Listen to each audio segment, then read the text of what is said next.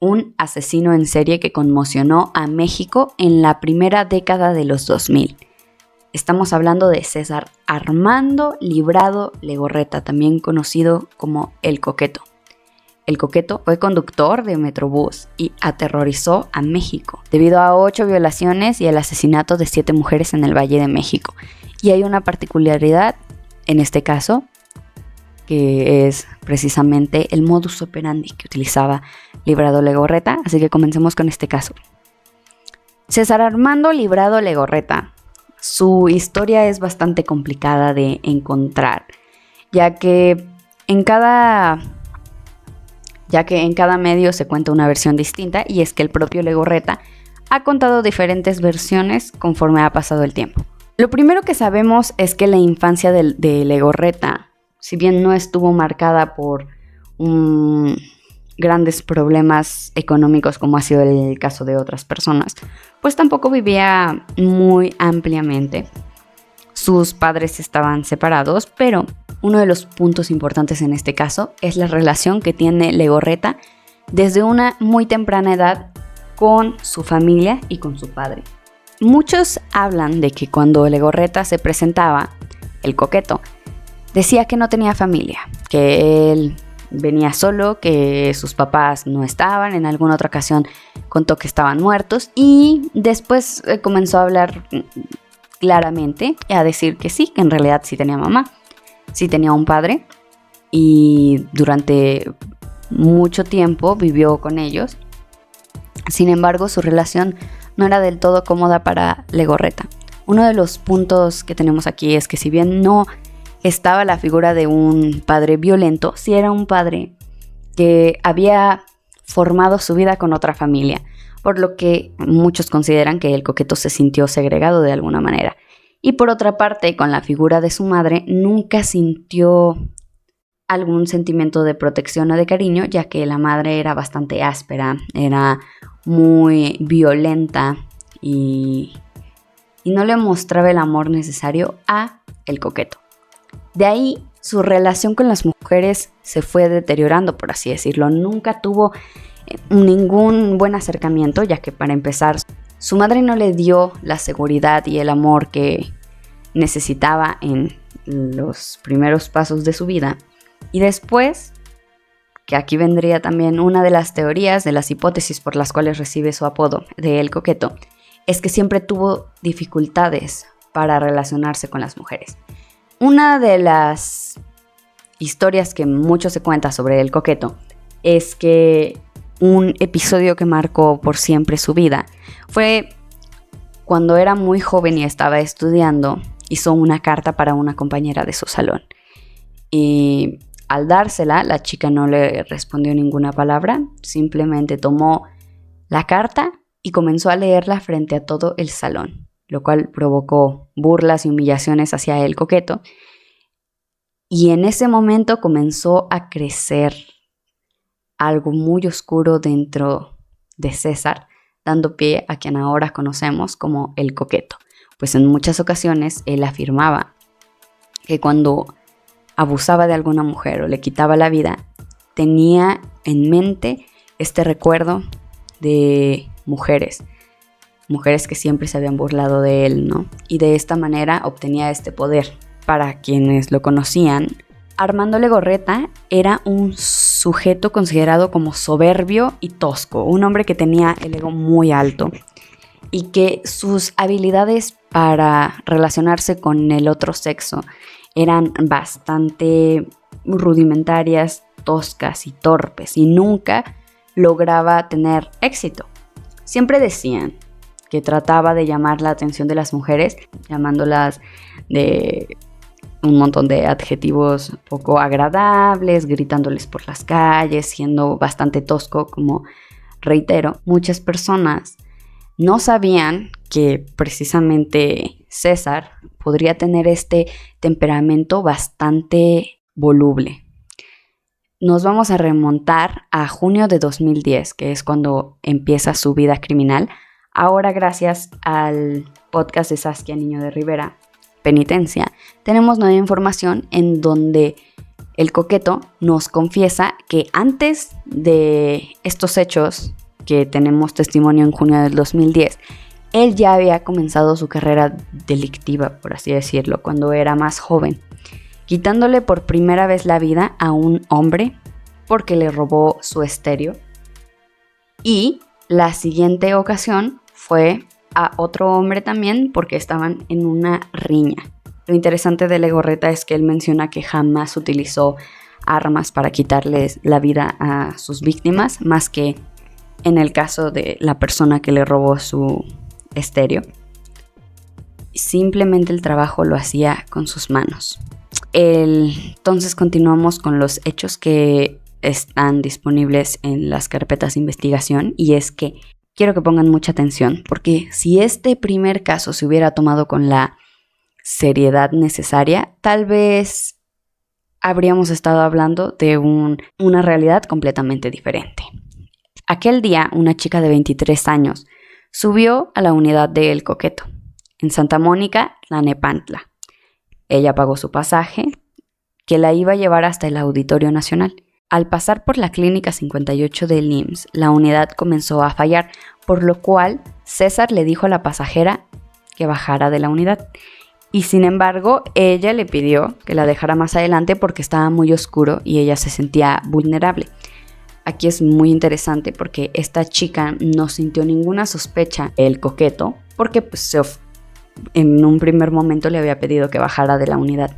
Lo interesante es que para el coqueto esta acción fue tomada como una invitación y se dio cuenta que podría sacar ventaja de aquella situación y poder satisfacer esos deseos tan oscuros que tenía César, ese odio tan desmedido por las mujeres que nació desde la infancia.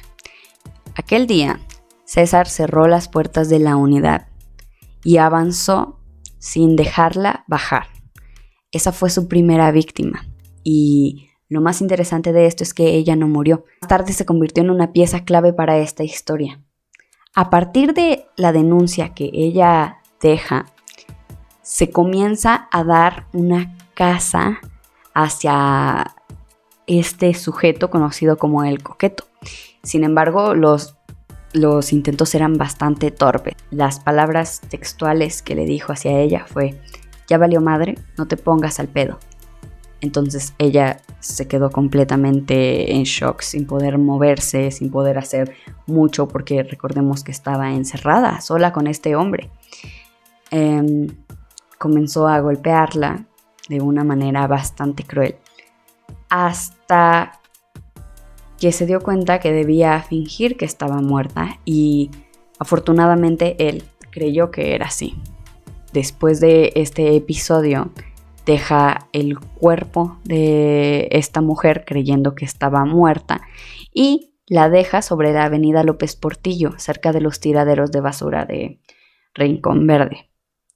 Entonces, afortunadamente esta víctima sobrevivió, y tan pronto El Coqueto se marchó del lugar, ella con mucha dificultad se puso de pie y comenzó a solicitar ayuda a las pocas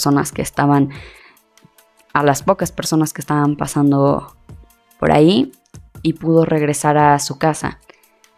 Lo interesante de este tema y lo muy importante de esta chica es que encontró la fortaleza, la cual es muy difícil en casos como este, en donde reina la brutalidad y el odio, pero aún así acudió a levantar una denuncia correspondiente. La segunda vez que El Coqueto actuó, había pasado ya 1 año de ese hecho, y durante este periodo pues no hay algún otro indicio de que haya perpetrado otro de estos actos o algún ilícito, ¿no? En julio de 2011, ahora se trataba de una joven de 28 años que subió a la unidad del Coqueto. Sin embargo, ella no tendría la misma suerte, pues antes de que esta chica pudiera descender de la unidad, El Coqueto le dijo que no bajara y se ofreció a darle un aventón, un ride, a acercarla al lugar donde ella estaba, y nunca se imaginó lo que podría pasar. El Coqueto ha sido catalogado como un asesino serial mixto. Es aquel que mata a una pluralidad de personas, pero también los ataques de El Coqueto son muy interesantes porque aparentemente ninguno fue planeado, sino que en todos estos casos el hombre aprovechó la oportunidad. Era un asesino desorganizado. Aquel día él se determinó a que al aceptar esta propuesta, esta chica le estaba dando la entrada para poder abusar de ella. Fíjense lo retorcida que puede llegar a ser la mente, ¿no?, de hombres como El Coqueto. No solamente abusó de esta chica, sino que también terminó con su vida asfixiándola y golpeándola. Y en las entrevistas que podemos encontrar de El Coqueto, él justifica que la acción de quitarles la vida era simple y sencillamente por el temor a ser capturado, no porque existiera una razón de odio, según él, sino que tenía miedo de parar a la cárcel. Este modus operandi siguió ocurriendo con las distintas víctimas, en donde se repetía que este hombre aprovechaba las circunstancias para poder abusar y posteriormente asesinar a sus víctimas, y si no, fingía algunas, a veces fingía que el motor se descomponía para poder repetir este tipo de acciones en donde le pedía a la persona que bajara o después se ofrecía a darle un ride. Un montón de estrategias que le permitirían seguir haciendo esto hasta terminar asesinando a 7 personas y violando a 8. Una de las particularidades de este caso es que El Coqueto estaba en una relación sentimental con la madre de uno de sus hijos, llamada América. Y a América solía llevarles regalos que sustraía de las víctimas. Es un hecho sumamente retorcido. Sin embargo, a veces encontraba licras que le gustaran, perfumes, celulares, objetos de valor en general, y se los regalaba a su esposa América, sin que América pudiera estar al tanto. El Coqueto normalmente empeñaba los celulares de sus víctimas para así conseguir un poco más de dinero. Sin embargo, una decisión fue la que cambió todo el rumbo de El Coqueto. Resulta que al ya ser tan repetitivos estos casos, al estar todos muy cuadrados en cuanto a los lugares, la temporalidad y la forma en la que se les arrebataba la vida a estas chicas que iban de edades desde los 23 a los 38 años, la policía comienza a tomarse un poco más en serio este caso. Y un descuido del Coqueto, o tal vez un acto desde la ignorancia, sería lo que llevaría a las autoridades a poder llegar a él. Pues resulta que este hombre, a diferencia de las ocasiones anteriores, decide no empeñar el celular, sino quedarse con él, sin tener conciencia de que eso dirigiría a las fuerzas policíacas a su hogar. Y debido a esta situación, lograron ubicar a El Coqueto de la Ruta 2, quien conducía su Ford Havre.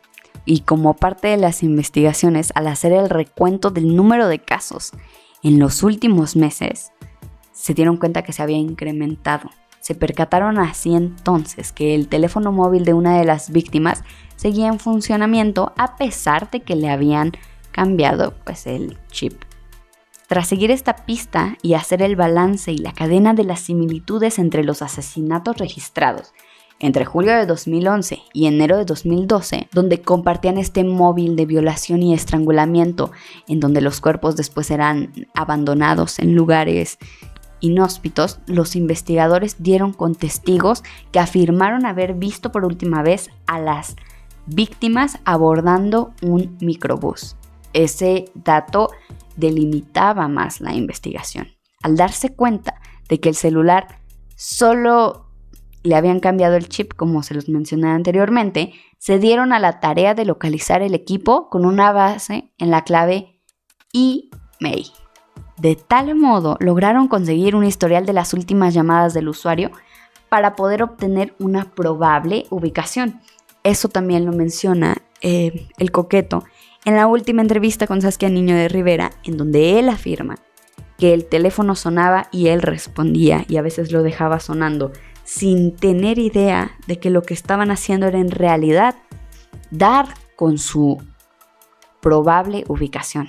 Después de tener estos resultados, dieron con una mujer que frecuentaba 2 lugares, un jardín de niños y un fraccionamiento Izcalli-Valle, y la subprocuradora de ese momento, Itati Sotomayor, retomó la investigación de la primera víctima sobreviviente y acudió a la ayuda de ella para solicitar que proporcionara datos sobre el violador. Esto fue muy interesante porque sin duda estábamos hablando de uno de los eventos traumáticos que es muy difícil de superar. Es como alguien te roba la propiedad de tu cuerpo, tu intimidad, te vulnera a grados tan altos y te lastima más que de una forma física, de una forma emocional. La víctima también sentía que las autoridades no habían hecho de una forma correcta su trabajo y muchos lo decían tal cual, como que no había hecho nada la policía.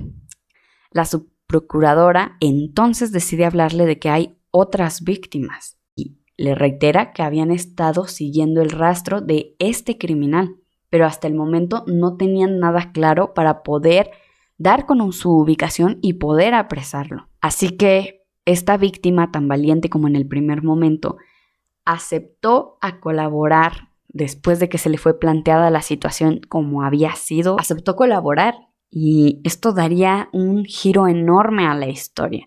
Una vez que tuvieron el retrato hablado de Legorreta, así como la ubicación de la colonia, pues pudieron dar con su paradero.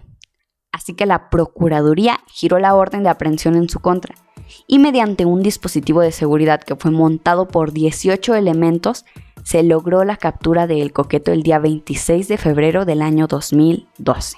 Y como si esta historia no pudiera seguir dando más giros de trama, después de la detención, El Coqueto fue llevado a la Subprocuraduría de Justicia en Barrientos, en Tlalnepantla, y ahí permaneció durante una semana en un tercer piso, donde estaba esposado de manos y de pies. Pero en el momento en el que se le dieron a conocer los cargos que se presentaban en su contra, lo único que pensó en ese momento fue en escapar, en evadir sus responsabilidades y evadir a la justicia.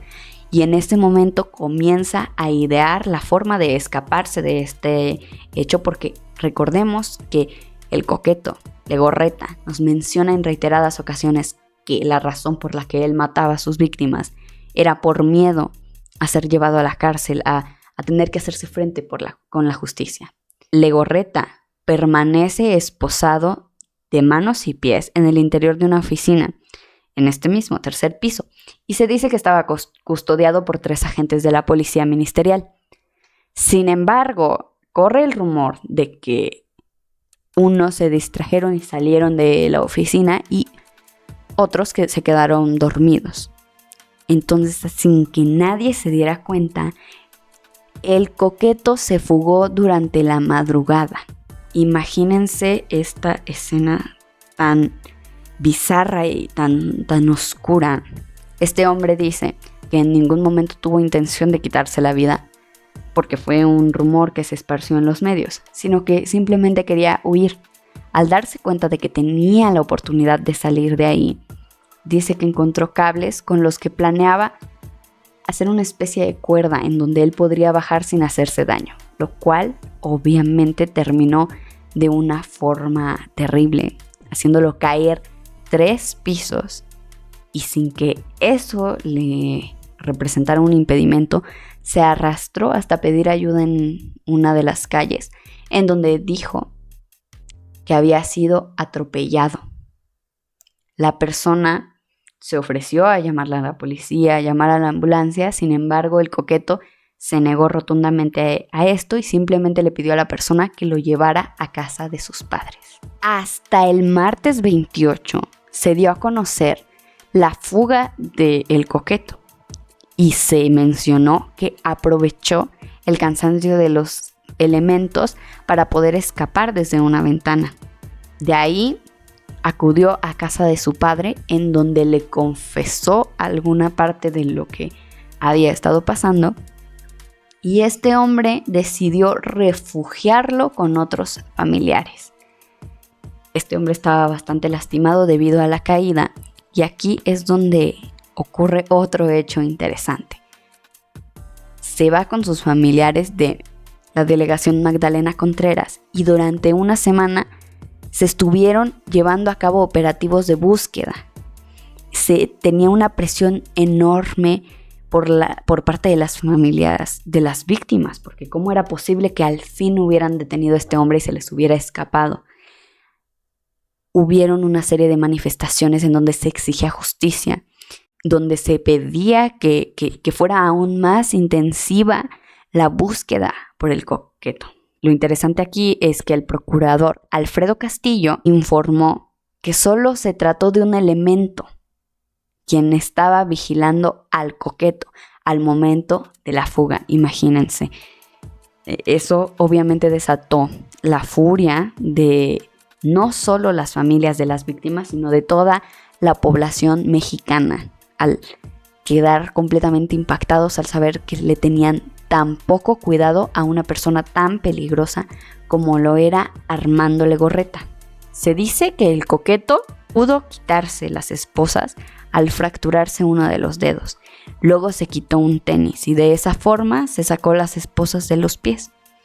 Con cables de computadoras y teléfonos trató de formar esta cuerda que les mencionaba, y cuando bajó por la ventana intenta regresar al darse cuenta que tal vez no iba a soportar el peso esta especie de cuerda. Sin embargo, ya era como demasiado tarde, rompe el cable y cae aproximadamente 8 metros. Aquí se dice que a raíz de estos hechos, los elementos ministeriales también escaparon y en ese momento hicieron creer que lo habían ayudado a fugarse, o eso parecía de alguna forma. Así que se ofrece una recompensa para obtener indicios que llevaran a las autoridades a la captura del coqueto, así como de los custodios que se habían fugado. Y en realidad muchos mencionan que la fuga se debía más bien a un temor a recibir algún castigo o sanción por haber dejado escapar al coqueto, al no haber estado atentos. Se dice que había una recompensa de alrededor de 1 millón de pesos por quien diera algún indicio sobre Legorreta. Y así fue como el 3 de marzo de 2012, alrededor de las 19 horas, el gobernador del Estado de México, Erubiel Ávila Villegas, confirmó la detención de este feminicida a través de los medios de ese momento. Y eso fue lo que llevaría y diera la prisión vitalicia para el coqueto debido a este hecho, ¿no? Muchas personas dicen, y es un rumor que no he podido confirmar debido a la diferencia abismal de información que se encuentra en redes, pero se dice que fueron los mismos familiares del coqueto quienes dieron parte a las autoridades, quienes avisaron a las autoridades para que llegaran a la detención, pues con el fin de quedarse con el dinero y porque también no estaban al tanto de la gravedad de lo que había hecho. Ahora, aquí no acaba todavía esta historia, porque se informó que debido a las lesiones que él mismo se causó al fugarse desde este tercer piso y no recibió atención médica durante todo ese tiempo, porque recordemos que lo estaban buscando, entonces todas estas lesiones en el tiempo que pasó se quedó simplemente en cama. Entonces Legorreta tenía un estado de salud bastante delicado en donde presentaba varias fracturas en el cuerpo, entre ellas una en la columna, así que tuvieron que trasladarlo al hospital Adolfo López Mateos y se le dio el alta de ahí. Hasta el 4 de marzo fue ingresado al área de enfermería del penal de Barrientos, en donde se iniciaron 2 procesos, uno por feminicidio de 6 mujeres y otro por violación y tentativa de homicidio. Hay muchos datos interesantes en donde se habla de que las operaciones y el tratamiento médico que tuvo que recibir el coqueto tras él mismo provocarse estas lesiones al escapar, le costó mucho dinero al Estado mexicano, y eso también fue otro punto que causó muchísima indignación entre los mexicanos. Bueno, apegándose al debido proceso, César Armando Librado Legorreta fue condenado a 264 años de prisión por los feminicidios contra 6 mujeres y 1 por violación y tentativa de homicidio. Ahora aquí vamos. Hay otra versión, los datos les digo que son variados en cuanto a la cantidad de dinero que el Estado tuvo que pagar, pero simplemente ahí les va, qué fue lo que pasó con el Coqueto. Tuvo que ser operado de la columna con una intervención que duró más o menos 10 horas. Aquí se menciona en varios medios de ese momento que costó 300,000 pesos la operación. Sin embargo, en datos proporcionados más tarde, se dice que alcanzaron incluso los millones, ya tomando en cuenta todo lo que vino de más. Y de hecho, muchos de los médicos en aquel momento creían que no había manera en la que el Coqueto pudiera volver a caminar. Muchos decían que ese había sido al menos uno de sus castigos al haber sido tan infame, al arrebatar tantas vidas a tantas mujeres y tantos hombres. Sin embargo, no fue así. Transcurrieron 5 meses y el Coqueto se recuperó progresivamente. Y de esta manera, pues la Fiscalía y la Defensa pudieron llevar a cabo pues el cierre completo de la investigación y dar pie al juicio oral. Es muy interesante porque Legorreta participó en varias audiencias que estaban relacionadas con el caso contra los 3 policías que lo custodiaban cuando escapó, y en todas ellas tuvo que aparecer en una silla de ruedas o en camilla. Y la gente decía que tal vez quería generar lástima o una falsa empatía con la gente para poder verlo vulnerable, lo cual simplemente pues ocasionó lo contrario, ¿no? Porque la gente decía que incluso merecía algo peor. Ahora vamos al 19 de octubre. Ese día la audiencia fue suspendida ya que el Coqueto cambió de defensa y la Fiscalía no entregó todas las notificaciones a los involucrados en el proceso. Y pasaron aún más meses. Y pues a él, la verdad, se veía como que no le interesaba que este caso llegara a fin. Y en realidad estaba más preocupado por verse presentable ante los medios, por no verse mal. Era un hombre que ante todo, es un hombre que ante todo momento busca dar como esta buena imagen hacia el público, ¿no? Y cuando vemos las fotos, los testimonios que este hombre tiene, no se le nota ni una gota de arrepentimiento. A finales de ese año, ya para el 4 de diciembre, se le dictó pues la primera sentencia, que es por el proceso que se le sigue por violación y tentativa de homicidio, y el juez le dictó una condena de 61 años de prisión. El 12 de diciembre, el juez dictó sentencia condenatoria acumulada por 6 feminicidios de 240 años de prisión, con lo que la pena se incrementó a 301 años. Las familias de las 6 mujeres violadas, asesinadas y cuyos cuerpos ya sin vida fueron abandonados en la calle, pues al fin de esta manera encuentran alguna especie de calma, de tranquilidad, después de que se dan cuenta de la pena que fue dictada contra el Coqueto. Y Amparo Vargas, la cual es madre de Eva Cecilia, una joven de 17 años que fue asesinada por el Coqueto, dijo que este caso despertó el interés de las mujeres mexicanas por organizarse para denunciar las irregularidades del sistema de justicia. Y es muy interesante porque creo que la señora Amparo Vargas tiene razón en cuanto a esto. Si bien ya teníamos precedente de otros asesinos y feminicidas en México, a partir de este momento empiezan a suceder 2 fenómenos. Una, pareciera que en los hombres criminales comienza a ponerse más de moda este tipo de modus operandi, en donde violan a las mujeres y después les arrebatan la vida, justificándose tal vez en el temor a ser aprehendidos por la justicia o lo que sea, pero también es que los movimientos de familias de víctimas y las mujeres que también nos sentimos vulnerables ante estas situaciones, formamos mayor alianza, por así decirlo. Se da una mayor fuerza en donde ahora también da paso hacia ejercer más presión a las autoridades y exigirles la resolución de casos tan crueles.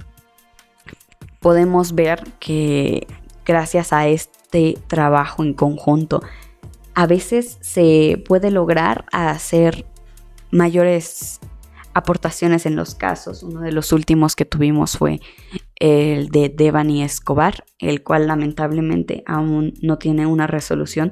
Sin embargo, sabemos que si bien al menos se pudo encontrar el cuerpo de Devani, fue a la presión de los medios de comunicación, de los grupos a favor de los derechos de las personas y de las mujeres y de las familias, de las víctimas, de las familias que también han sido afectadas, que colaboran unas con otras, con un único fin en común. La última entrevista que está disponible con Saskia Niño de Rivera es muy interesante porque nos muestra a un Legorreta, tal como lo fue durante mucho tiempo, un Legorreta que no siente ninguna culpa al respecto, que cuando le preguntan sobre algún remordimiento simplemente es capaz de hablar de haberse quedado con ese celular, el cual daría pie a su captura, y no de haberle arrebatado la vida a tantas mujeres. Legorreta incluso se ríe cínico al poder admitir que le quitó la vida a 2 hombres y que si logran confirmar que fue él o quiénes fueron las víctimas y se abre un proceso adecuado por esto, pues no significaría ningún cambio para él, porque al final de cuentas ya se encuentra sentenciado a muchos años de cárcel. ¿Ustedes qué opinan de este caso? Sin duda es uno de los más fuertes que ha habido en México. También desató una ola de pánico, de miedo para las mujeres mexicanas y las mujeres latinoamericanas que tienen que subir a este tipo de medios de transporte porque su economía no les permite acceder a alguna otra cosa. Prender las alertas, tener que estar cuidándonos todo el tiempo. Sin embargo, también siento que nos abre un tema interesante sobre masculinidades, discursos peligrosos en cuanto a qué te hace un hombre y qué no, la relación con las mujeres.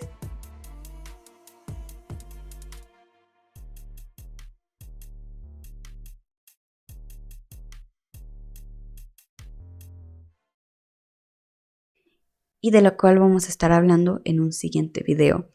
Los leo en los comentarios, me gusta saber qué otros casos les gustaría que les trajera.